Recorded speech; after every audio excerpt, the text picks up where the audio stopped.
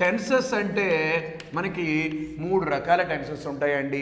అదేంటంటే ఒకటి present tense, ఒకటి ప్రెజెంట్ టెన్సు, రెండవది పాస్ట్ టెన్సు, మరి మూడవది ఏంటంటే ఫ్యూచర్ టెన్స్ అని 3 రకాలుగా మనం టెన్స్ డివైడ్ చేసాం.